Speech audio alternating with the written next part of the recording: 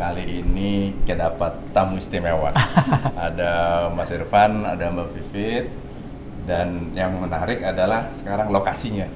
Kita lagi di Washington DC. Ini UKM Center, tapi jalan-jalan terus nih ke luar negeri. Jadi ini sebuah kebanggaan ya buat saya sendiri bisa datang kemudian tanya sama orang-orang sekitar sini kopi yang paling enak di mana? Gua DC, which is orang Indonesia. Gitu. Jadi ini tahun 2019 ya, Mas ya, Mbak ya? Iya. Jadi kalau ini gimana tuh ceritanya bisa jadi one of the most recognizable coffee shop nih di Gua DC. Silakan mau mulai duluan. Oke, jadi kami itu terima kasih banyak sebelumnya. Kami udah dikunjungin ke sini dari padatnya schedule di Washington, bukan di Washington DC doang, seluruh Amerika. Washington, Urbana, Chicago, New York. Dan hebatnya semua road trip. Banyak sopirnya anak-anak. Gitu.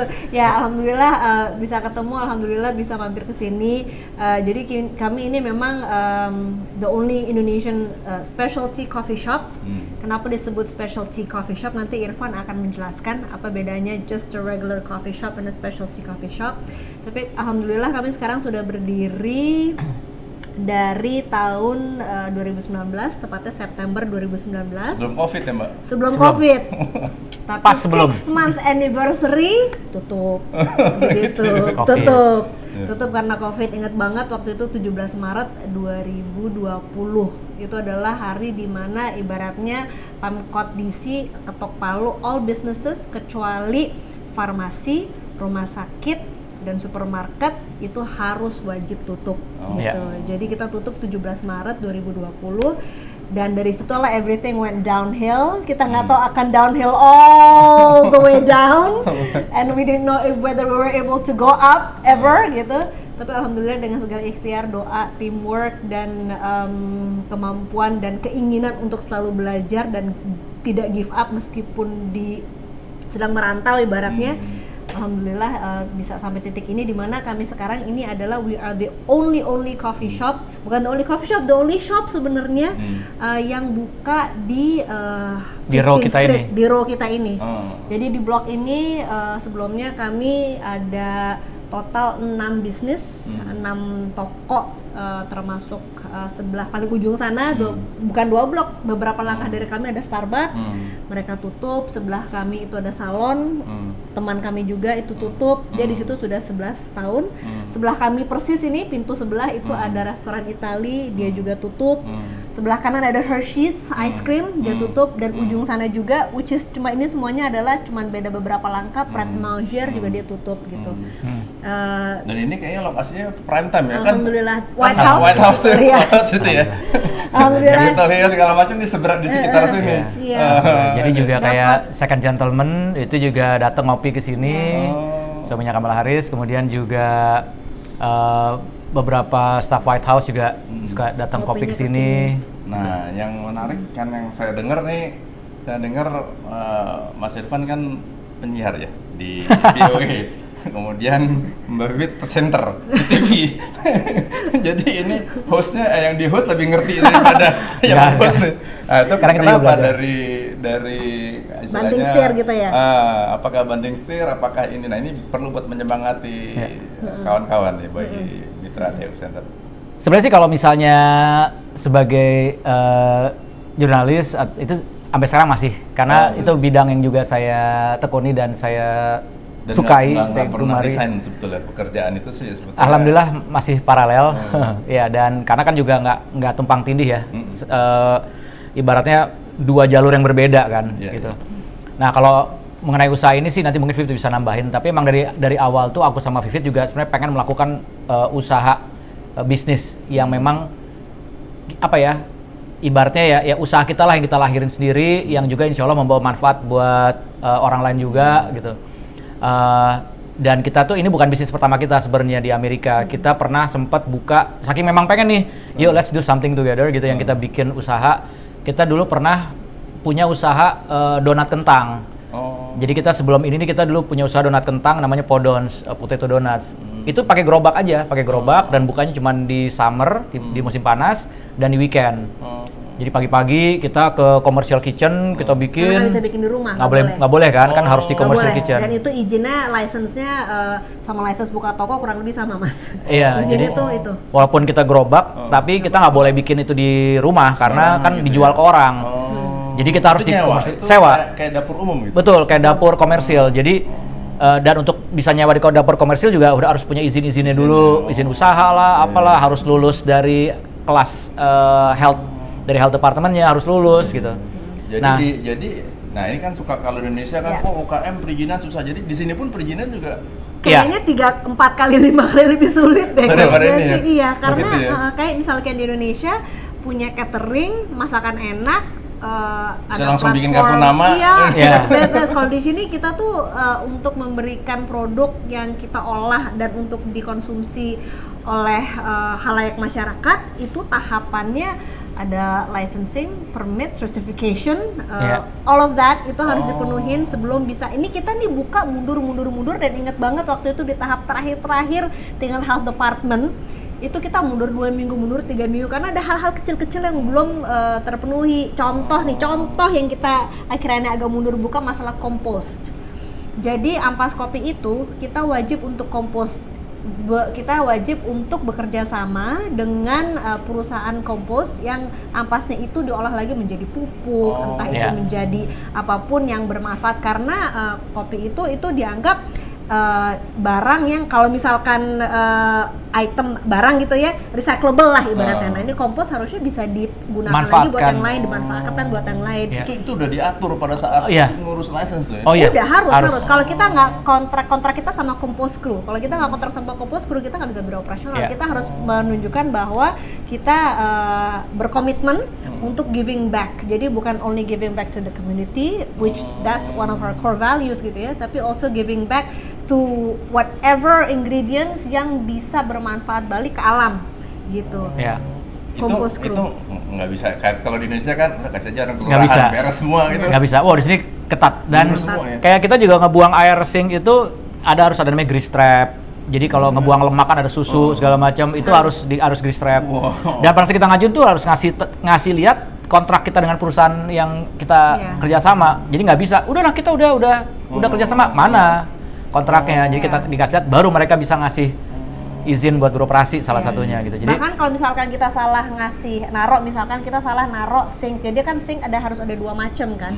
Dan sink yang pertama adalah harus sink untuk cuci tangan gitu. Oh jadi sinknya aja dipisah tuh? Harus, nggak boleh, nggak bisa. Jadi sink, jadi harus ada sink yang sebelum kalau nanti masuk kelihatan sebelah situ, sebelum masuk itu employees must wash their hands sebelum masuk. Jadi itu entrance point cuci tangan harus beneran, dulu. baru bisa masuk ke bar gitu. Terus itu pada saat pelaksanaan itu dicek. Dan bukan hanya Kelihatan. pelaksanaan, mereka suka datang random. Mendadak. Oh, gitu. Dicek semuanya. Mana? Ini nyala nggak? Air panas nyala nggak? Grease trap-nya gimana gitu. Grease trap itu soal ini kan, kalau kita buang susu kan lemak. Bayangkan kalau kita ngebuang lemak nanti kan bisa, apalagi kalau lagi winter itu kan jadi beku, ngeklok ya kan di saluran. Jadi kalau di grease trap kan dikumpulin dulu, nanti rutin setiap misalnya seminggu sekali atau itu akan datang tuh yang nyedotnya gitu. Jadi semua tuh ada aturan-aturan kayak gitu. Nah, balik lagi ke tadi, pertanyaan ke kenapa bisnis gitu. Itu tadi sebenarnya karena memang ingin melakukan sesuatu, kita berdua usaha gitu. Jadi kayak memang dan mudah-mudahan ada yang bermanfaat gitu. Nah, dari Potato Donut tadi setelah sempat berjalan beberapa waktu, tapi terus karena akhirnya kesibukan kita berdua, akhirnya kita berhenti. Pada saat setelah selamar selesai kita juga berhenti. Tahun berapa tuh? 2006 berapa ya? 2000 ada fotonya 2008, 10? Ya 2008, 2009 lah. Udah lama. Sini kalau saya nggak salah dengar 2005. 2005. Jadi udah 18 tahun. Iya ya? Wow. Gila lama banget. Lama juga ya? Masya Allah. Kalau pindah ke sini dulu pengennya cuma 2 tahun loh. Karena saya waktu pindah ke sini lagi aktif banget di media segala macam TV. Hah, kamu keterima di VOA? Aduh, tinggal sendiri nih apalah gitu kan. 2 tahun aja ya, nggak usah lama-lama. 18 tahun dan anak udah kuliah di sini. Iya, waktu kan cepet ya, nggak kerasa banget, gitu. nggak berasa. Iya, jadi kami tuh pada saat itu tuh udah si gerobak donat kentang itu karena kita nggak ke-handle karena saya masih aktif di TV, di media, Irfan juga masih seperti itu. Akhirnya udah kita nggak handle banget, kayak jadi akhirnya nggak ada waktu buat keluarga gitu. Anak-anak juga masih kecil soalnya. Nah terus habis itu udah kita kembali ke habitat masing-masing di bidang komunikasi, media, broadcast, udah berkecimpung di situ. Nah ada masanya di mana saya waktu itu resign dari VOA.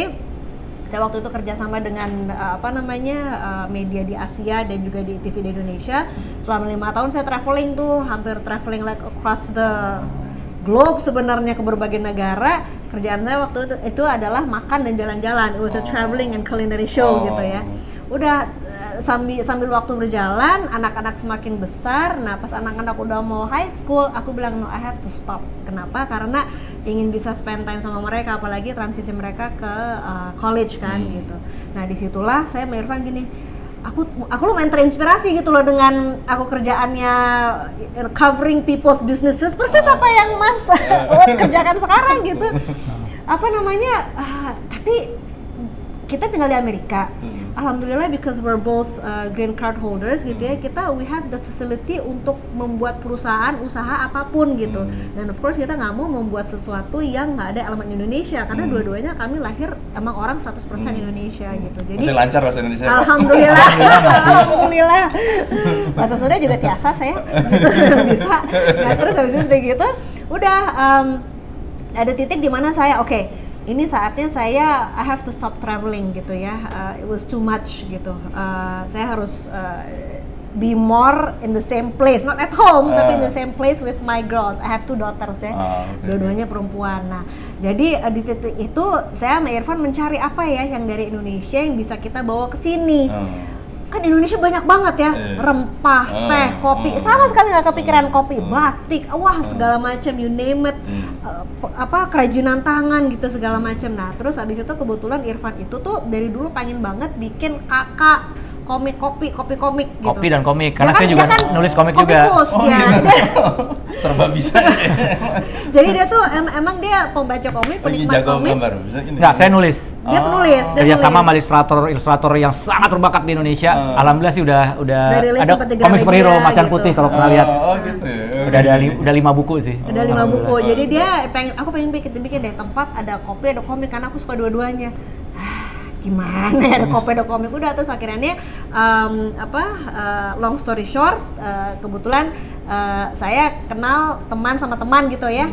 Terus saya bilang sama dia, aduh saya pengen banget deh buka something di di Amerika, karena sebentar lagi saya balik nih, saya lagi di Indonesia waktu itu lagi syuting.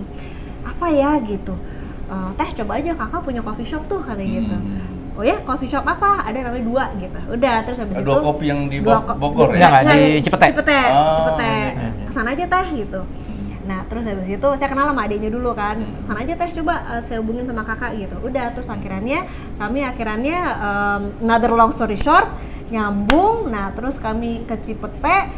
Terus kita merasa, wah ini nyaman banget tempatnya ya, hangat, kayak bener-bener kayak it feels like a second home gitu. Nah dari situ udah long story short lagi, waktu itu kami berempat, saya, Irfan, Aldi sama Omar, mereka adalah foundernya 2 Coffee di Indonesia. Terus di Indonesia, terus habis itu kami sama-sama berjuang dengan segala macam, itu another 2 jam yang ada Mas, yang ada pokoknya nanti ada sesi khusus tuh. Ada sesi khusus ya. Terus habis itu kami akhirnya bikin di sini. Tapi memang ini sewa ya Mbak? Iya, sewa. Bikin di sini tapi memang sewa tuh biasanya tahunan apa 5 tahun apa? 10 tahun. Tergantung. Cuman kalau kami alhamdulillah 10 tahun. Macam-macam tergantung. Bayaran 10 tahun? Apa? Enggak, bulanan. Per bulan. Oh, bayar bulanan. Per bulan. Wah. Jadi ada DP di awal, terus habis itu 10 tahun gitu. Okay. I think it's like the concept is like if you buy bulk, you get a better deal gitu ya, kurang lebih ya. Udah, terus habis itu another long story short, di sini kan memang yang firmnya legalnya tuh sama Irfan gitu kan ya. Jadi banyak kita juga sama-sama belajar. Nah, terus habis itu desain sendiri? Enggak, arsitek Indonesia, orang Indonesia. Gitu. Arsitekturnya orang Indonesia. Ada This namanya place Ari. was actually made by, aku nggak mau bilang mistake ya. This place was actually made nggak diduga dan sebenarnya seharusnya nggak boleh. Kenapa? Jadi ini sebelum ini tempat F&B seperti ini adalah perpustakaan. Oh, Perpustakaan, kantor, kantor, rombak total. Rombak total. Yang rombak bukan kami. Jadi yang punya gedung, landlord ini, dia itu ingin membuat space ini retail, tapi dia tahu kalau dia mempertahankan desain dulu tuh bener-bener kayak pilar. Ini kan tall ini kan, tall ceiling kan, itu pendek banget mas, kayak zaman dulu, kayak kanan kiri. This is a historical building. That is not allowed to be modified. Heritage. That is not since the 1800s. Nggak boleh dirubah, nggak boleh diapa-apain. Tapi somehow alhamdulillah si Pemkot kayaknya liar apa miss dibolehin, dibikin kayak gini. Makanya kalau ngelihat lewatin yang sini, yang lainnya ini lanjut. Ini kan modern kan, hitam gini, sebenarnya nggak boleh gitu. Akhirnya ya udah, pas kita lihat tempat ini kita langsung wah, tapi it's too good to be true karena terlalu dekat sama White House, it's too prime, nggak mungkin, udahlah cuekin aja. Akhirnya long story short, dengan segala kerjasama dari kita berempat, buka September 2019, and then COVID happen, dan pada saat COVID happen, Omar sama Aldi mereka di Indonesia fokus on surviving, kita di sini fokus on surviving, kita sama sekali nggak, ya kita masing-masing lah ya akhirnya. Kita ada partner juga di sini ya, Felix ya. Di sini ada partner satu lagi namanya Felix, dia di sini juga bantu kami banget. Dia juga adalah diaspora Indonesia yang punya usaha di sini juga. Dia silent investor kami. Nah, akhirnya yang berjuang benar-benar saya, Irfan, tim, dan juga dibantu sama Felix. Omar sama Aldi benar-benar pada saat COVID ya benar-benar masing-masing. Ya. Dan pada saat itu pula kita akhirnya karena udah nggak ada kerjasama, hubungan partnership, memang dari awal secara legal itu, secara entity kita udah pisah, udah beda karena nggak mungkin PT di sini jadi LLC, jadi kita emang udah pisah gitu. Udah pisah. Makanya pas pada saat COVID dan kita tetap bertahan di sini, it just makes sense, everything brandnya berubah. Jadi nggak pakai dua corporate, dua DC. Dua DC. Jadi logonya juga udah beda. Ya itu setelah diulang sedikit. Jadi tadi gara-gara pandemi kita semua tutup, di sana juga tutup. Terus pada saat mulai buka, kita berusaha survive, di sana berusaha survive, tapi kan akhirnya semua kan berubah, Mas. Semua yang kita pelajarin, yang kita persiapkan tuh gara-gara pandemi semua berubah semuanya. Nggak ada di buku. Nggak ada di buku. Dari pengalaman tuh semua di riset dari nol. Semua orang tuh dari riset dari nol. Orang yang rasanya gimana tuh? Iya. Investasi, bikin ini. Kita ngobrol sama, ibaratnya sama konsultan bisnis aja, kita tanya, mereka pun juga kayak ngerasa ke riset. Nggak tahu gue ini, nggak tahu mau kayak gimana nih gitu. Jadi nol. Nah disitulah, tapi kita masing-masing ada berusaha ini. Terus itu tadi kata Vivit, kayaknya I think it's better kita pisah supaya nggak saling di sana juga nggak saling jadi ada beban ke sini, di sini juga nggak beban di sana. Jadi itulah pandemi ya, pada saat kita buka lagi kita benar-benar pisah total. Kita brandnya jadi 2 DC. Di sana tetap dengan 2 coffee kita berjalan. Dan itu sampai sekarang akhirnya. Hubungan alhamdulillah ya masih tetap baik, silaturahmi segala macam, karena kita kan benar-benar mulai dari nol ya, with blood, sweat, and tears and everything. Tapi sekarang udah alhamdulillah di sana juga sudah mulai kayaknya ada beberapa cabang gitu sudah ya. Ada di berkembang Bogor juga. tuh salah satu Ada kawan di sana. saya jadi manajernya. Ada Jadi di saya sana. foto nih, Fer, tempat lo, Fer. Ada di sana, di Bogor, di Bintaro kayaknya ya, ada beberapa. Kami benar-benar pisah, jadi kita two different brands, two different entities, semua udah pisah. Jadi kalau ditanya 2 DC cabang, bukan, kami bukan cabang sama sekali gitu. Dan di sini emang udah, kita emang base-nya udah berhubungan juga dengan pada saat kita COVID itu gimana, emang kita udah claim women owned business.